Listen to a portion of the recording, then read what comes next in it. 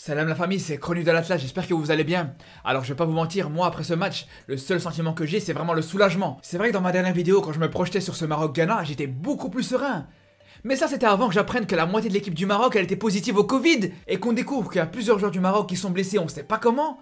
Et surtout que Sofiane Amrabat, il était pas titulaire pour ce match. Ah mais la vérité, hier, dès que j'ai vu la compo du Maroc, j'ai directement arrêté d'être serein. Je me souviens, j'étais en voiture, je m'arrête à un feu rouge, donc je sors mon téléphone pour voir s'il y a la compo du match. Et là, je vois, il y a aucun des trois attaquants qui vont jouer. Je vois, il n'y a pas Sofiane Amrabat. Je vois, il y a des joueurs titulaires comme Abourlel ou Sami Maé. Donc moi, quand j'ai vu ça, je suis resté bloqué sur mon téléphone, je me suis dit, c'est pas possible. Il y a un problème quelque part, j'ai commencé à fouiller partout. J'ai oublié que j'étais à un feu rouge. Les gens derrière, ils ont commencé à klaxonner, ils ont dit avance. Mais tout ça pour vous dire que c'est là que j'ai compris que ça allait être compliqué. Ah, quand j'ai vu la compo, je me suis dit, c'est pas possible, ce match, ça va être vraiment très difficile de le gagner. À tel point, je vais vous dire la vérité, j'ai même commencé à rentrer dans des calculs. En mode, ouais, mais si on fait match nul contre le Ghana et que les Comores, ils battent peut-être le Gabon, peut-être que si, peut-être... Ah, je suis parti loin. Mais au final, on a bien vu ce qui était prévu, ça a fini par arriver. Parce qu'un match difficile, c'était un match difficile. Et heureusement, ça a tourné en faveur du Maroc. Mais quand on voit les conditions de ce match, quand on voit toutes les circonstances qu'il y avait avant cette rencontre... Mais on peut dire qu'une victoire c'est plus que positif. Après attention, ça veut pas dire que non plus il y avait tout qui était positif dans ce match. C'est pas du tout ce que je dis. Et justement ça aussi faut en parler. Mais d'abord pour le côté positif, je pense déjà que le Maroc aurait jamais pu gagner ce match si cette équipe de Vaïd elle était pas aussi solide. Et je vais même vous dire, si on vient 5 ou 10 ans en arrière avec un autre sélectionneur et avec des autres joueurs, le Maroc aurait perdu ce match en encaissant un but dans les 10 dernières minutes. Et ça j'en suis sûr et certain. Et pourquoi j'en suis aussi sûr? Parce que des scénarios comme ça avec le Maroc, des matchs comme ça où les Lions d'Atlas ils arrivaient pas à marquer et au final ils se font punir à la fin de la rencontre, on en a connu plein. Mais là l'avantage de Vaïd, s'il y a une chose qu'on peut pas lui enlever, c'est vraiment la solidité de son équipe. Et cette solidité elle est liée à deux choses. La première c'est l'organisation défensive. Les joueurs ils défendent de manière collective. Dès qu'ils perdent le ballon, bam, directement ils vont presser soit le porteur ou alors ils vont se replier quand ils sont en déséquilibre. À tel point dans ce match les Ghanéens ils devenaient fous, ils en avaient marre. Ils récupéraient le ballon, ils voulaient partir en contre-attaque, ils voient 11 déglingos leur courir après. Après la deuxième chose qui fait que le Maroc arrive à être aussi solide dans un match comme ça, c'est tout simplement la qualité individuelle des différents joueurs défensifs. Et je dis bien les joueurs défensifs, et je dis pas les défenseurs, parce que j'inclus bien le gardien, en l'occurrence Bono, qui a été extraordinaire dans ce match. Pour moi, son arrêt extraordinaire qu'il nous fait en deuxième mi-temps, et qui permet au Maroc de pas encaisser de but, il a clairement autant de valeur que l'ouverture du score de Bouffal, ou peut-être même plus d'ailleurs. Et pareil pour Saïs, encore une fois il t'a sorti un match stratosphérique, il t'a vraiment fait le ménage sur tous les ballons qui traînaient dans la surface, et des fois peut-être même un petit peu trop.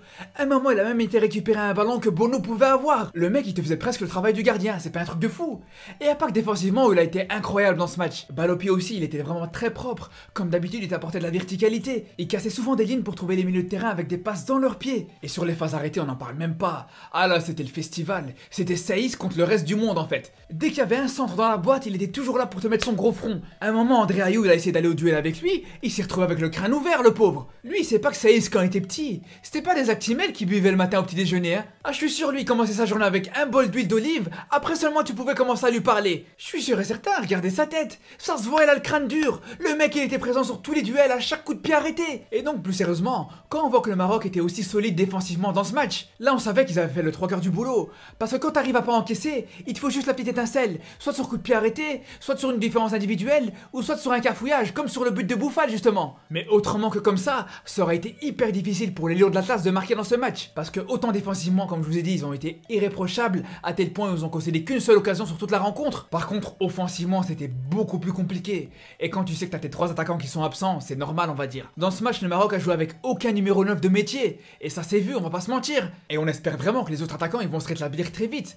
Parce que je suis désolé, mais à Abourlel, ça va pas tenir la route longtemps. Honnêtement, je vais pas lui jeter la pierre. Il a essayé de dépanner dans un poste qui était pas forcément le sien. Et en plus de ça, il a montré beaucoup d'envie. Dans le jeu sans ballon, il a vraiment montré une importance énorme. Il a vraiment embêté la défense ghanéenne. Mais après, une fois qu'on a dit ça... Je vais pas être méchant, la vérité je vais pas être méchant. Mais quand on sait que pour un footballeur, il est meilleur quand il a pas le ballon que quand il a le ballon, c'est compliqué, on va pas se mentir, c'est compliqué. Mais après au-delà de ça, que ce soit son poste ou que ce soit pas son poste, en termes de qualité intrinsèque, le mec il est nul, ça y est, faut le dire. Faut quand même se rendre compte que sa meilleure action dans son match, c'est d'avoir créé le cafouillage qui a donné le but de Bouffal. Sa meilleure action, c'est une perte de balle. Mais le problème avec Abourlel, et ce qui me fait vraiment douter de lui pour la suite, c'est vraiment que déjà techniquement il est nul, mais physiquement c'est une catastrophe. Le mec il a perdu tous ses duels aériens. À un moment je me demandais même pourquoi on continue à lui envoyer des longs ballons. Envoyer un long ballon dans les airs à Abourlel, ou dire aux Ghanéens, tenez voici le ballon, amusez-vous bien. Ça revenait exactement à la même chose en fait. Mais bon, encore une fois, sincèrement, c'est pas son poste, on va pas lui en vouloir. C'est comme pour Sami Mae. Il a dépanné au poste de numéro 6 pour remplacer Amrabat, d'ailleurs pour des raisons inconnues. Et qu'on vienne pas me dire que c'est pour profiter du jeu de tête de Mae. Parce que ok, Mae, c'est vrai que dans les airs, il impose. Mais pour ça, Amrabat aussi, c'est pas Valbuena non plus. Il aurait largement pu faire le taf dans le domaine aérien. Et en plus, il aurait pu apporter les qualités balle au pied que Mae, il a vraiment pas du tout, je suis désolé. Mais pour le coup, Mae aussi, on va pas lui en vouloir. Il a apporté beaucoup plus que ce qu'on attendait dans un poste qui est vraiment pas facile. Par contre, il y en a un avec qui je vais être beaucoup plus sévère, c'est Massina. Ah lui, je suis désolé, mais il commence à me sortir du cerveau. Honnêtement, j'ai jamais rien dit, je l'ai laissé tranquille pendant un long moment, jusqu'à dans ma dernière vidéo, où ce que j'ai dit gentiment, ouais c'est vrai que Massina, attention, parce que dans les airs, c'est costaud, mais balle au pied, c'est vraiment très brouillon, et même dans des duels au sol, il peut facilement se faire éliminer. Et là, bam, dès le début du match, il se fait déjà éliminer, et il est obligé de tacler. Il a pris un carton jaune après même pas 20 minutes dans cette canne. Et après ça, pendant tout le reste du match, il osait plus mettre le pied. Et c'est normal parce qu'il sait très bien qu'il est maladroit. À tout moment, il aurait pu faire un tacle un petit peu trop appuyé et prendre une deuxième jaune. Mais en attendant, il a passé les 2 tiers du match à défendre tout doucement sur la pointe des pieds sans faire de gestes brusques, comme s'il jouait à 1, 2, 3 soleil. Et je vous parle même pas de son jeu balle au pied. C'était une horreur. C'était horrible. Faites le calcul. Il a touché 51 ballons. Il en a perdu 19. Ça veut dire que presque la moitié des ballons qu'il a touchés, il les a rendus au Ghana. Et le pire, c'est son changement d'aile en deuxième mi-temps. Enfin, changement d'aile, changement de sport, ouais. Faut qu'il change de sport, ce mec. À un moment donné, je sais pas ce qui s'est passé dans sa tête. Il a voulu faire un changement d'aile vers Hakimi. Je crois qu'il s'est pris pour Robertson. Le mec, il avait tout cet espace-là pour trouver Hakimi. Il avait même pas besoin de lui mettre dans les pieds. On sait qu'avec Hakimi, tant que tu lui mets dans sa course, il va aller te la chercher avec sa vitesse. Et malgré ça, il a quand même réussi à rater sa passe et te la mettre 5 mètres derrière Hakimi. Eh mais c'est abusé. C'est quoi ce joueur? Moi, une transversale comme ça, j'avais jamais vu ça dans ma vie. Et quand je vous dis j'ai jamais vu ça, c'est pas juste à la télé, mais même le samedi après-midi quand je joue contre des tontons de 45 ans. Mais le pire avec cette passe ratée, et c'est pour ça que j'insiste autant, c'est que c'est la perte de balle qui donne la seule occasion du Ghana dans le match. Non mais là c'est trop, Massina faut qu'il se ressaisisse. Déjà que j'ai jamais été fan de ce joueur et ça je l'ai jamais caché. Mais s'il se ressaisit pas, je vais pas le lâcher. Donc s'il te plaît Massina, ressaisis-toi pour les prochains matchs. Mets-toi au niveau de tes coéquipiers. Il y en a certains, ils ont même pas joué à leur poste. Ils ont fait un meilleur match que toi, t'as pas honte. Non mais là c'est trop. Et en plus, le pire dans tout ça, c'est que par moments il arrive même à être nonchalant. C'est insupportable. Autant dans l'engagement, dans les duels aériens, il y a absolument rien à dire.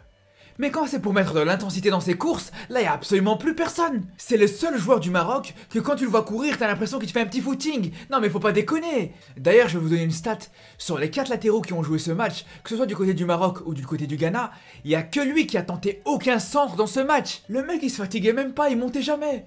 Une seule fois il est monté et encore il s'est senti obligé sur une passe en profondeur de Saïs. Enfin bref, merci d'avoir regardé cette vidéo jusqu'au bout. J'espère qu'elle vous a plu. N'hésitez pas à vous abonner pour pas rater les prochaines, que ce soit sur le Maroc ou même sur les autres équipes qui vont jouer cette CAN. Et pour le coup, je vous donne rendez-vous très bientôt pour une nouvelle vidéo. Et d'ici là, surtout, prenez soin de vous.